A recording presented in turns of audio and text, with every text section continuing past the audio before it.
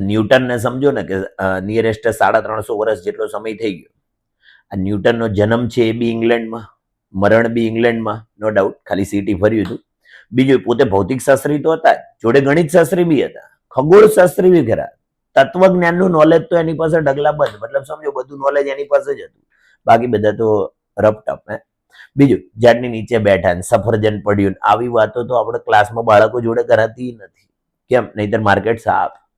બાળકોને તો આપણે કેમ સમજાવી શકીએ કે પેઢીઓ ફરે, નિયમો ના ફરે, નિયમ તો એના એ જ રહે, હે ને?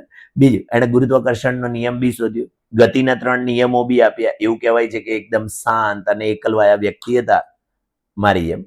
જોડે ભવિષ્યવાણીનો બી અભ્યાસ કરતા. સારું થયું ભવિષ્યવાણી કરી નહીં, નહીતર તો આપણે બધા રમતા થઈ ગયા હોય. સાથે બેઠા બેઠા એને રિફ્લેક્ટિંગ ટેલિસ્કોપની પણ શોધ કરી નાખી. અને એણે જ પહેલી વાર સાબિત કર્યું હતું કે સૂર્યમાંથી જે પ્રકાશનું કિરણ આવે ને, એ કિરણની અંદર 7 રંગો હોય છે, જેને આપણે મેઘધનુષ્યના રંગો કહીએ. આ બધી થિયરી આપનાર ન્યૂટન પોતે જ હતા.